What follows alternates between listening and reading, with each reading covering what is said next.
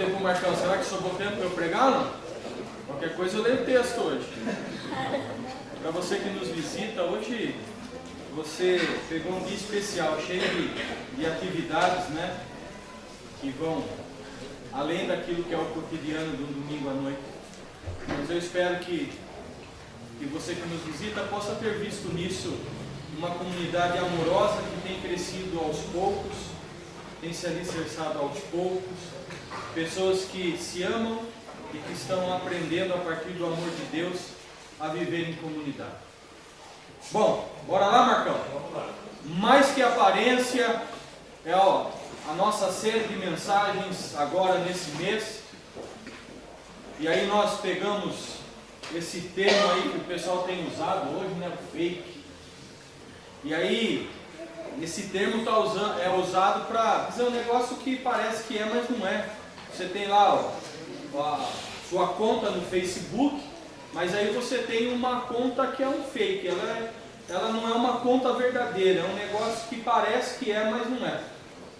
Então essa série vai trabalhar comigo e com você dentro dessa perspectiva da nossa vida com Deus, da nossa vida cristã, como é essa nossa vida cristã. Porque Deus deseja que nós tenhamos mais do que uma aparência de crente. Não é simplesmente parecer ser crente, parecer ser cristão. É ser verdadeiramente cristão. Abraham Lincoln disse essa frase: pode-se enganar todas as pessoas por algum tempo, mas não se pode enganar todo mundo o tempo todo. Não dá para enganar pelo tempo todo. O interessante é o seguinte, que pessoas você pode enganar por muito tempo, por algum tempo, mas não o tempo todo. Mas Deus conhece o seu coração. Não tem como você enganar a Deus. Ele sabe quem você é. Sabe quando você está lá, naquele cantinho seu, isso e aquilo outro, onde você pensa que ninguém está te vendo, seus filhos não te veem, tua esposa não te vê, teu marido não te vê, está lá atrás da tela do computador, por exemplo, né? Ou ali com o seu zap, né? Mexendo no seu celular, e você pensa que ninguém está te vendo, ninguém sabe. Deus está vendo. Deus sabe verdadeiramente quem você é e o que você está fazendo. Ele sabe o que você fez no verão passado. Não tem como você fugir disso. Mas por que viver de aparência? Porque as pessoas elas podem desenvolver essa necessidade de viver de aparência. Às vezes eu vivo de aparência por causa do julgamento. Eu tenho medo do julgamento das outras pessoas. Eu tenho medo que as pessoas descubram realmente quem eu sou. Então eu crio uma máscara, uma persona, uma máscara que eu coloco, não é? E eu saio para me relacionar com as pessoas, porque eu não quero que elas me julguem mal. Eu não quero que elas me tomem por mal. Então eu crio uma aparência,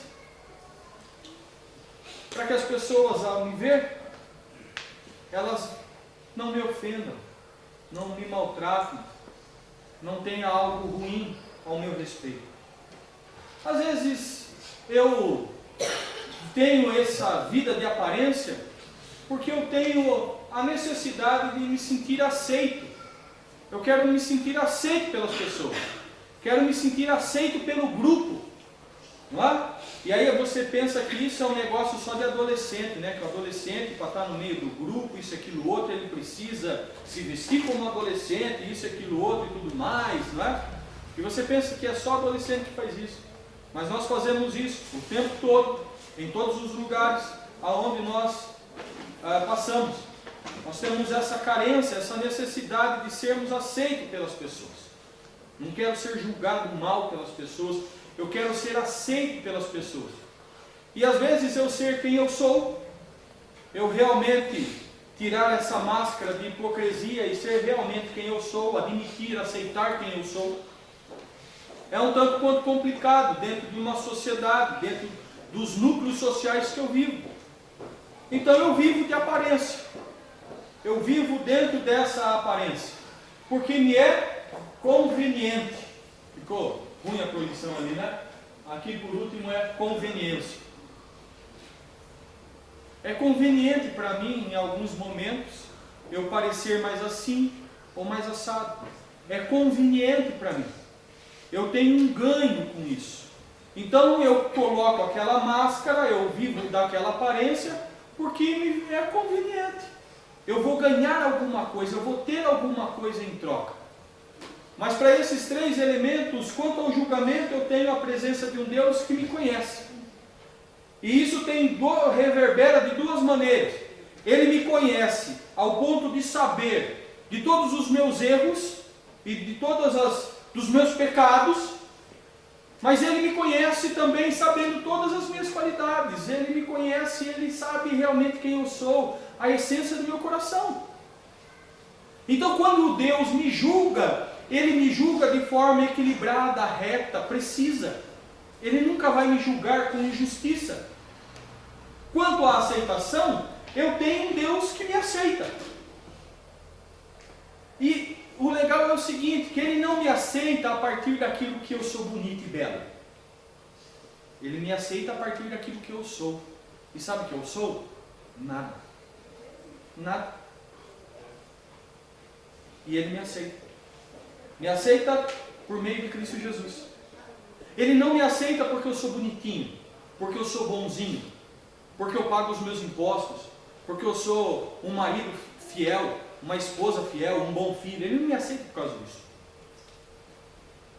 Porque quando Ele olha para mim e Ele me julga, Ele vê a podridão que eu sou e Ele sabe melhor do que eu mesmo quem realmente eu sou. Mas Ele age com misericórdia, com graça, e Ele me aceita. Com relação à conveniência, eu não preciso viver da aparência da conveniência, porque eu tenho um Deus que cuida de mim. É Ele quem cuida de mim. Eu não preciso me fazer de bom moço para conquistar alguma coisa, porque aquilo que eu necessito, eu creio que Deus me dá, Deus me concede, Deus alcança sobre a minha vida. O evangelho de aparência é fruto aí dessa nossa falta de compreensão de coisas. Eu vivo um evangelho de aparência porque no fundo, eu não tenho um entendimento, eu não tenho um conhecimento verdadeiro, real de quem é Deus. Eu não sei quem é esse Deus. Apesar de eu cantar e eu adorar, eu não sei profundamente quem é esse Deus. Por isso, muitas vezes eu vivo uma vida cristã de aparência. Eu venho para a igreja, eu estou na igreja, mas eu não conheço. O conhecer aqui é mais do que a questão intelectual de entender que existe um Deus. É o conhecer a partir daquilo que eu experimentei na minha vida, de forma consistente e verdadeira, da existência desse Deus. Outra parte que me leva ao evangelho de aparência é o não conhecimento de quem eu sou. Eu não sei quem eu sou. Nós vamos ver ao longo da mensagem que nós temos uma tendência de nos julgarmos sempre para melhor. Eu não sei verdadeiramente quem eu sou. Como eu não consigo compreender verdadeiramente quem eu sou, fica difícil eu compreender a profundidade, a dimensão da minha necessidade com relação a esse Deus. Porque nós estamos envolvidos dentro de uma vivência comum e de algumas ideologias e filosofias que foram consagradas ao longo dos séculos, que têm dito para mim e para você que o homem basta em si próprio. Que eu sou o cara. Que basta eu levantar todo dia de manhã e correr atrás do prejuízo e pronto. Eu vivo dentro de uma cultura que enaltece a figura do homem, com todos os seus direitos, com todas as suas questões. Então eu me conheço, eu não sei quem eu sou. Eu não sei qual é a dimensão do meu coração, o quanto eu posso ser mau,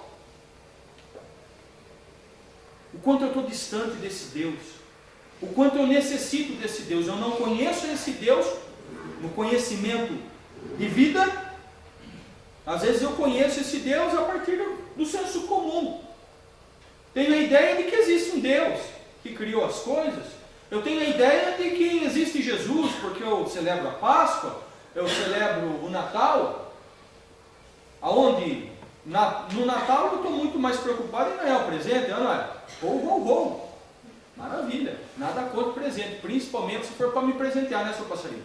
Se for para me dar um presente, é melhor aí o negócio.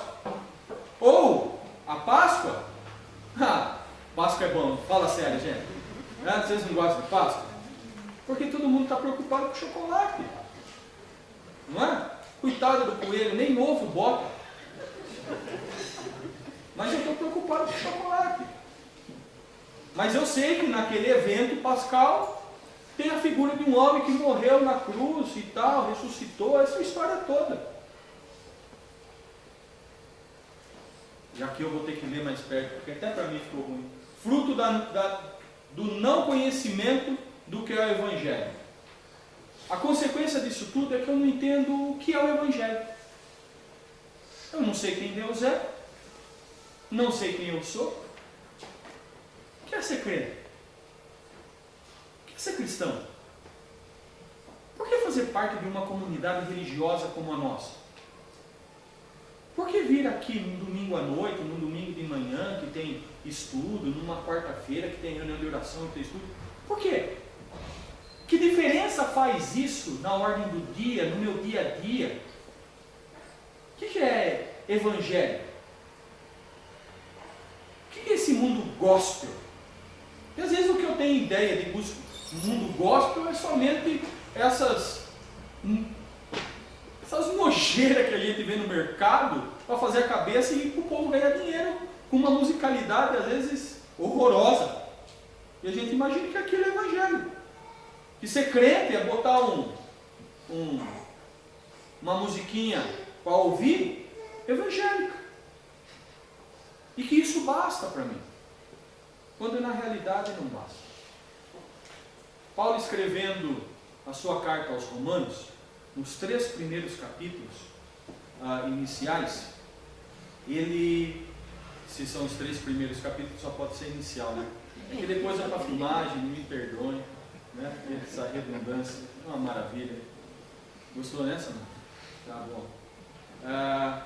Nos seus 3 primeiros capítulos, ele vem tratar exatamente sobre esses critérios.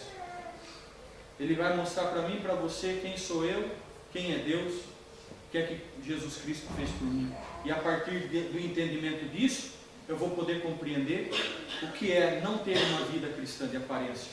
Porque eu vou entender verdadeiramente o que é ser cristão. E Deus traz você aqui, nesta noite, exatamente para dizer isso para você. Eu não quero que você viva uma vida de aparência. Eu não estou preocupado simplesmente com você vir na igreja, embora você tenha que vir. Eu quero mais do que isso. Eu quero que você viva aquilo que é meu e experimente aquilo que eu tenho para a sua vida quando você sair daqui. Como eu sempre digo, ser crente aqui na igreja é tão bonito, gente. É que vocês estão aí, eu estou aqui, né? Estou vendo aqui tanta gente bonita aqui, rapaz, todo mundo bem arrumado, bonito, cheiroso, né? Aquela coisa, roupinha de Deus, domingão, né? Coisa legal. Mas e lá fora? No dia a dia? Deus quer fazer parte dessa sua vida lá no dia a dia. Sabe aquele negócio que quando você casa e aí você acorda com sua esposa no dia seguinte? Sabe? É? Aquela coisa. A minha sempre foi maravilhosa. Sabe aquele cabelo? Pula essa parte? Eu não tenho cabelo.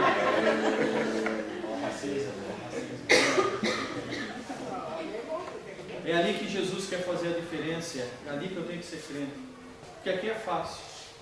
O duro é ser crente, viver o Evangelho, entender o Evangelho, quando eu estou na minha casa, me relacionando com os meus filhos, com a minha esposa, as mulheres com os seus maridos, na educação dos meus filhos, no meu trabalho, na minha escola. Ser genuíno, ser verdadeiro dentro disso. Paulo, então, nos 3 primeiros capítulos, vai falar um pouco sobre isso. E eu vou pegar uma parte no 3º capítulo, para que a gente possa entender como Paulo vai tratar esse assunto. Capítulo 1, 2 e 3, Paulo está mostrando isso para o pessoal. Olha, quem é você? Quem é Jesus? O que Jesus fez por você? Para que a gente não tenha, então, essa vida de aparência. O texto diz assim, Romanos capítulo 3, verso 21 ao 30.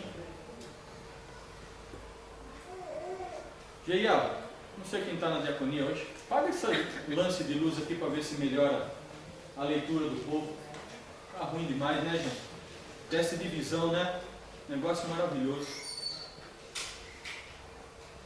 Bom, menos mal? Tá bom. Vocês me enxergam? Estão me enxergando? Sou eu mesmo que estou aqui? Maravilha. Romanos capítulo 3, verso 21 ao 30 diz assim: Mas agora há algo novo no horizonte. Aconteceu o que Moisés e os profetas anunciaram por tanto tempo. Deus resolveu agir e aceitar as coisas sobre as quais lemos nas Escrituras, por meio do que Jesus fez por nós.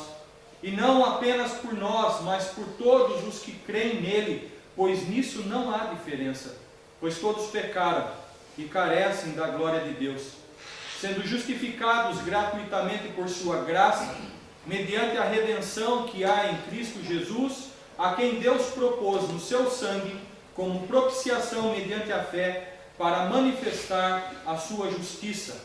Deus decidiu, sob o olhar de todos, deixar o mundo numa situação aceitável diante dele, por meio do sacrifício de Jesus, finalmente cuidando dos pecados que ele havia suportado com tanta paciência. Isso não só está claro, mas acontece agora. Deus consertou a situação e também permite que vivamos em sua justiça, para ele mesmo ser justo e o justificador daquele que tem fé em Jesus. Portanto, como fica o orgulho judeu com seus supostos direitos? Anulado. Sim, anulado. O que aprendemos é o seguinte: Deus não reage ao que nós fazemos, nós é que reagimos ao que Deus faz.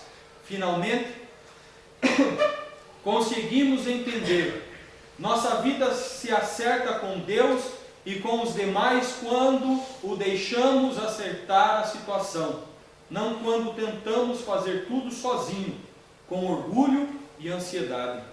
E como fica a orgulhosa alegação judaica de termos o monopólio de Deus? Anulada também. Deus é Deus do judeu e de quem não é judeu. Como poderia ser diferente se há apenas um Deus? Deus é um só, o qual justificará por fé os judeus e mediante a fé os não-judeus. Mas, ao mudar nosso foco do que nós fazemos para o que Deus faz, não anulamos a rigorosa guarda das regras e leis que Deus estabeleceu? De modo nenhum. Quando adotamos o estilo de vida condizente com essa reconciliação, nós a confirmamos. Judiei, né, Dani? Não deu para acompanhar. Usei duas versões aqui para você que gosta de acompanhar a leitura. Eu usei duas versões mais contemporâneas, por isso que o texto está aparentemente diferente do que você possa ter aí na sua vida. Uma vida sem aparência. Como que eu posso viver essa vida sem aparência?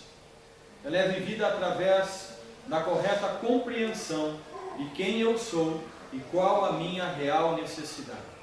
Para que eu não tenha uma vida cristã de aparência, para que eu não viva essa vida cristã de aparência, eu preciso entender de forma correta, compreender de forma correta quem eu sou. Qual é a minha condição diante de Deus? Se eu não entender quem eu sou, eu não vou entender nem mesmo qual é a necessidade real que eu tenho.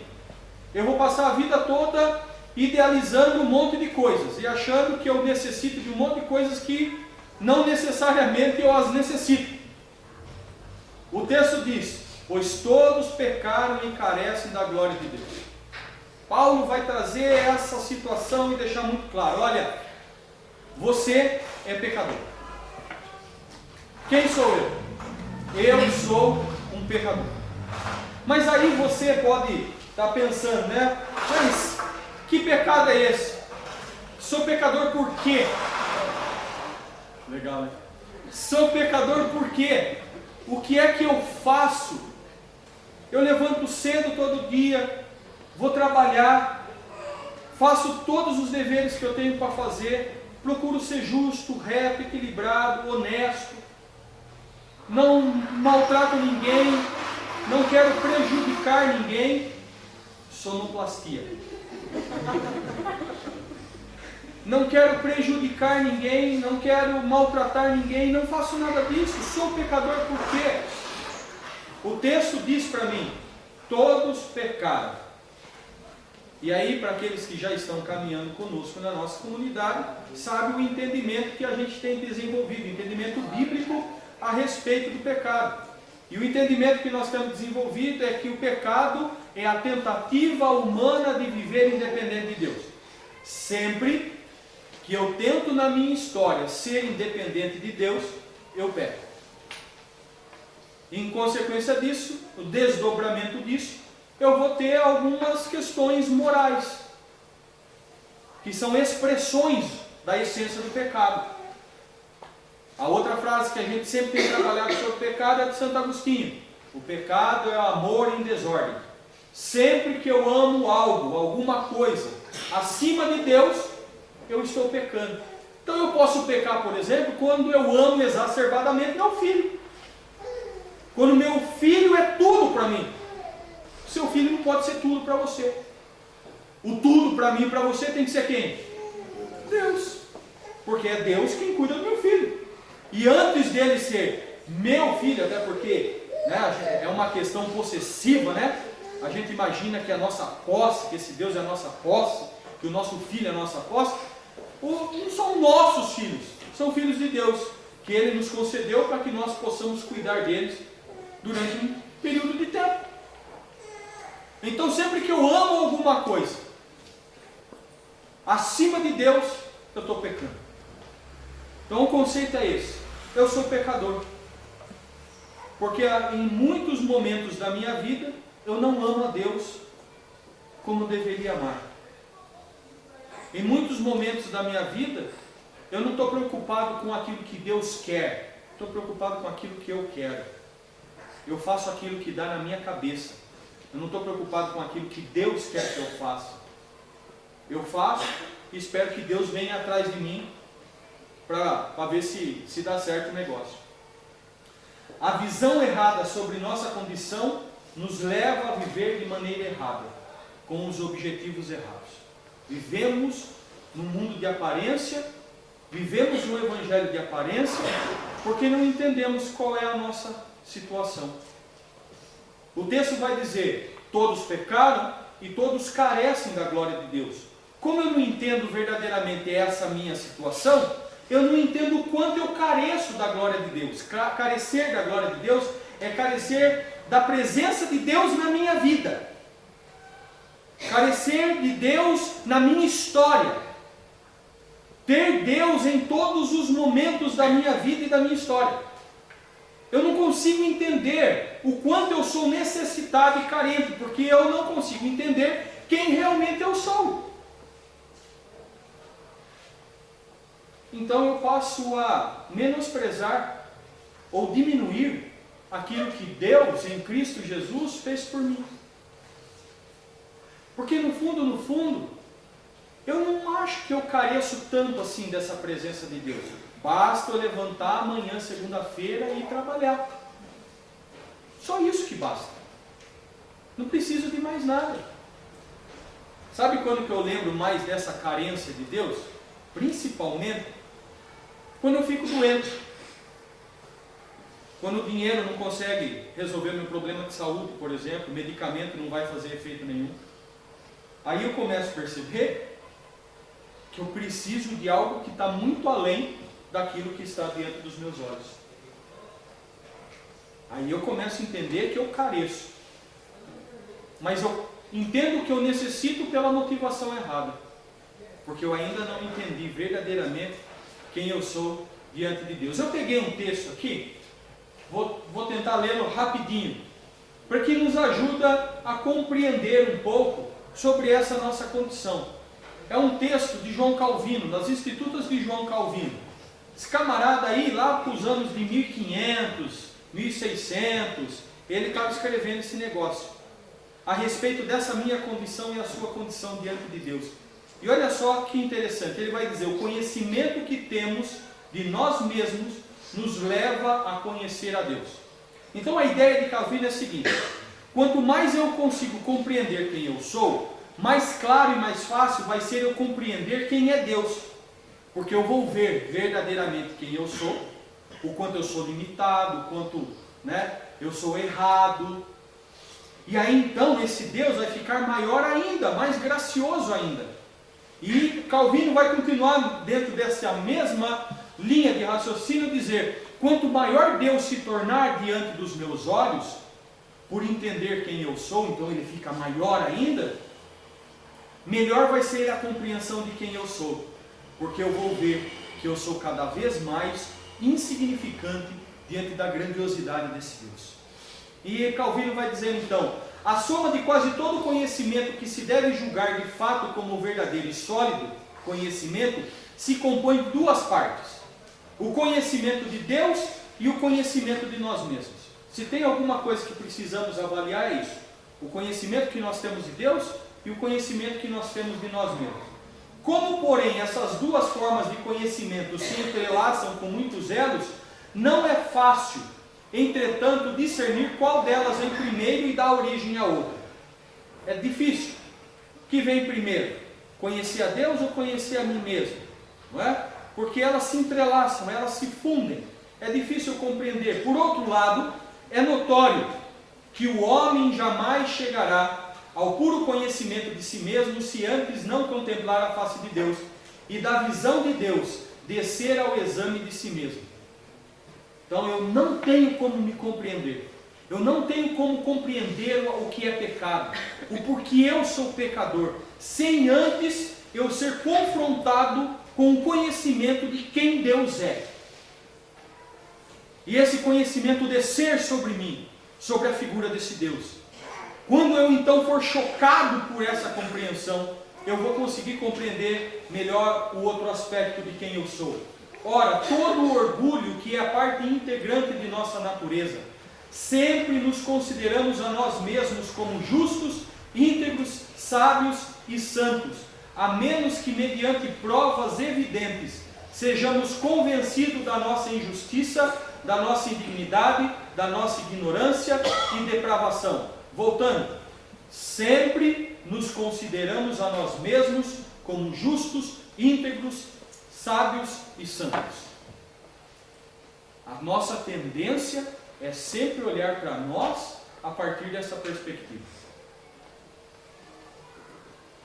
A não ser que eu seja confrontado com algo que seja superior a mim, maior do que eu, que me leve então à consciência de que eu não sou tão bonitinho assim.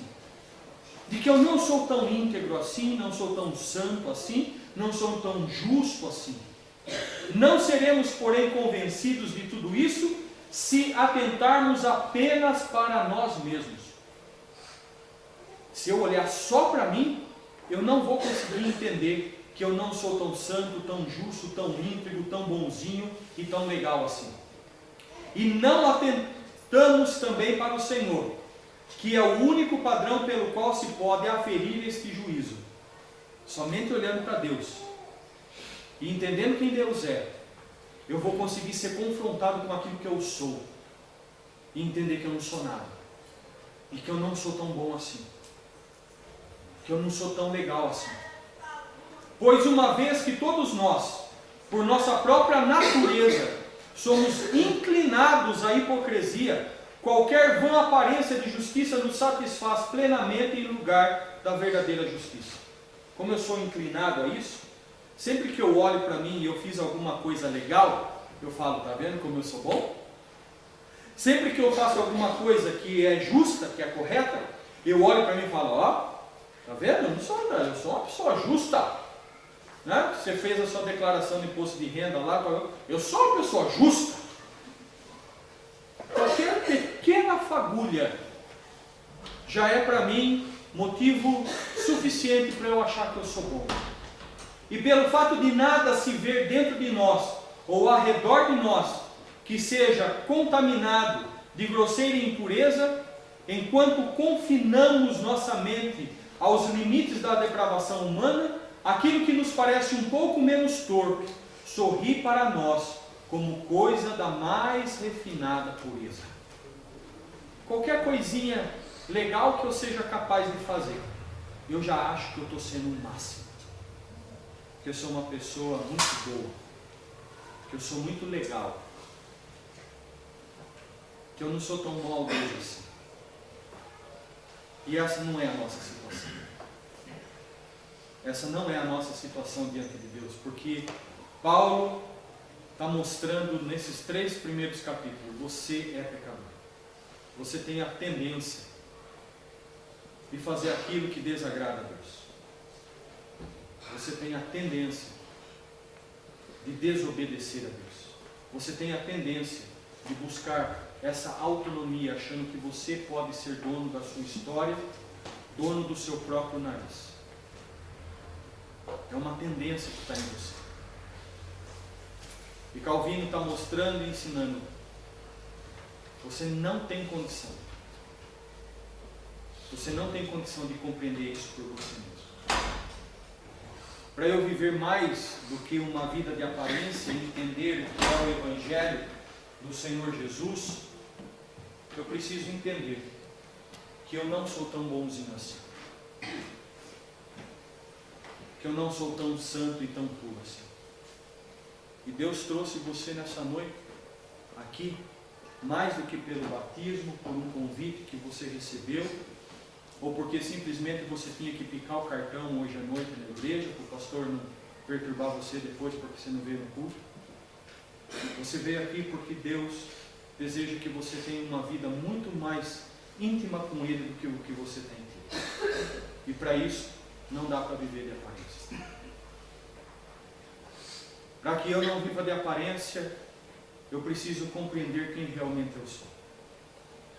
A miséria do meu coração. O quanto eu sou inclinado a fazer o que é errado. O quanto eu sou avesso àquilo que é de Deus.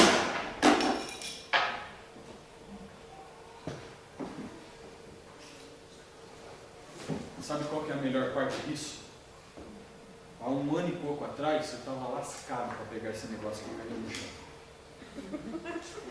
Para quem não me conheceu, eu tinha 185 quilos. Então, esse momento seria um momento de sangue, suor e lágrima. Viu como Deus é misericordioso? E aí você para num evento traumático desse e fala assim, como Deus é bom, né? Eu posso abaixar para pegar. O problema não é abaixar, o problema é levantar. É duro, o problema é tudo, mano. Barriga aperta, o joelho bambeia, a perna não aguenta. Em 2 minutos você já está suando que nem um porco.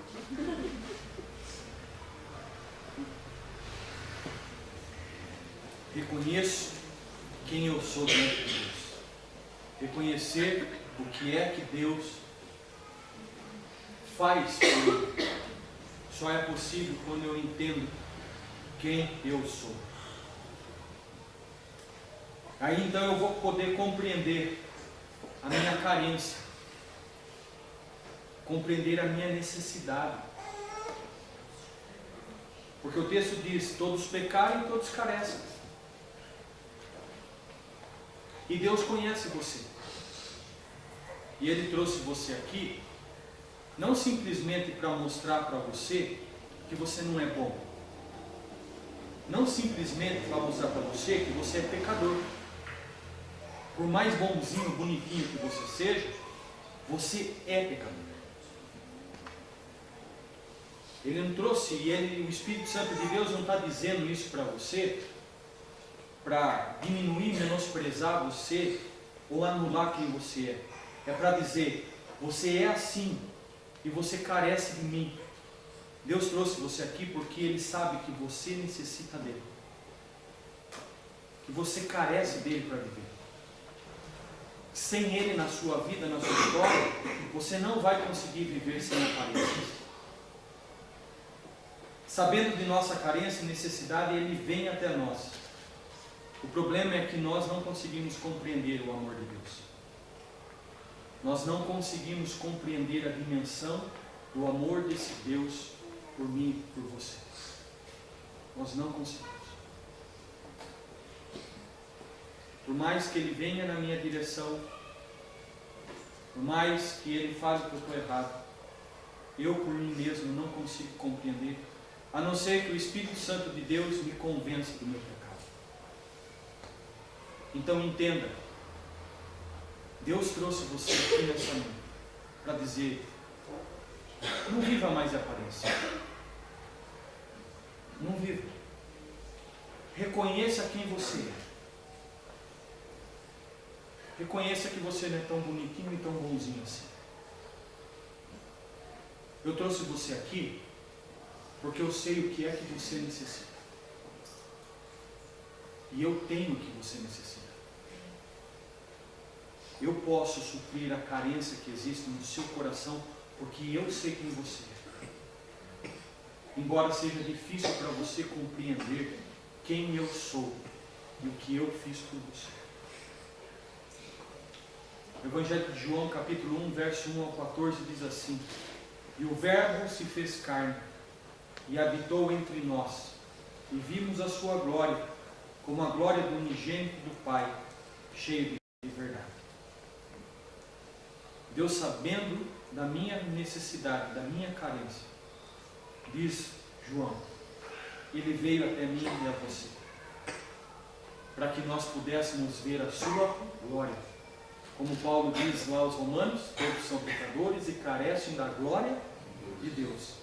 Porque Ele sabe que você carece da presença dEle. Ele rompeu o tempo,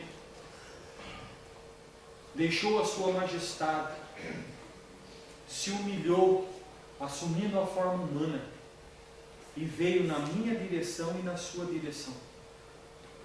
E nesta noite, o Espírito Santo de Deus trouxe você até aqui, para Ele mais uma vez vir na sua direção, para dizer para você, eu conheço quem você é, eu sei o que você tem necessitado, e o que você necessita está em mim. E para que você comece a receber os benefícios que eu tenho para você, pare de viver uma vida de aparência. Pare de ser cristão nominal. Seja verdadeiramente cristão. Seja verdadeiramente discípulo de Jesus. É difícil nós compreendermos esse amor dele para conosco. Realmente é difícil. Isaías capítulo 53, verso 3 vai dizer: era desprezado e o mais rejeitado entre os homens, homem de dores, e experimentado nos trabalhos, e como um de quem os homens escondiam o rosto, era desprezado, e não fizemos dele caso algum. O Verbo se fez carne, habitou no meio de nós, porque Ele viu a nossa carência, a nossa necessidade de ver a glória dEle, e quando Ele se manifestou em glória para a humanidade o desprezou. Não o reconheceu como Deus, não o reconheceu como Senhor, não o reconheceu como Salvador. Por quê? Porque as obras humanas são más, porque o nosso coração é mau, porque nós amamos em desordem, porque nós tentamos ser independentes de Deus.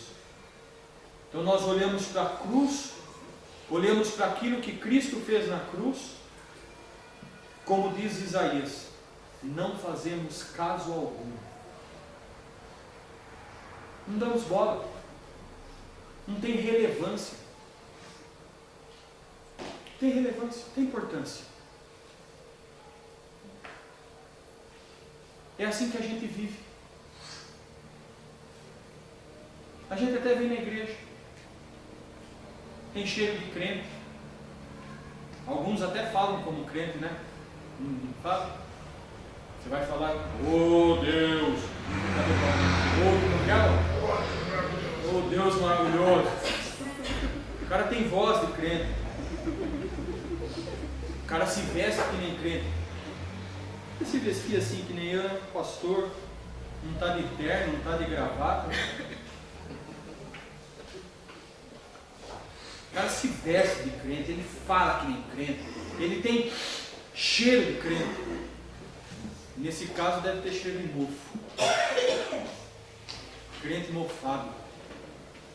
Porque ele não tem vida com Deus. Eu só posso entender e compreender quando eu sei quem eu sou. Queridos, o sermão ia muito mais do que isso, e eu vou continuar pregando isso nessa série. Vou desdobrar esse sermão, porque senão o nosso tempo vai longe aqui. E eu acredito que o que o Espírito Santo de Deus tinha para nos dizer nesta noite foi dito. E aquele que tem ouvido, ouça o que o Espírito diz à igreja. Deus não quer que você viva de aparências. Deus trouxe você aqui para dizer para você, não dá para viver de aparência. Deus trouxe você aqui para dizer para você, você precisa entender um pouquinho melhor quem você é, para que você possa compreender quem eu sou. Quem eu sou. Porque existem algumas necessidades, e eu sei quais são as suas necessidades. Eu sei o que é que você tem passado. E o que é que você está precisando. E eu tenho o que você precisa. Eu tenho. Que o Senhor nos abençoe e nos guarde. E que nos ajude a viver uma vida não de aparência, mas uma vida verdadeira. Uma vida cristã genuína, autêntica, consistente, robusta, apaixonada por Jesus. Apaixonada por Jesus. Que o Senhor nos abençoe. Amém.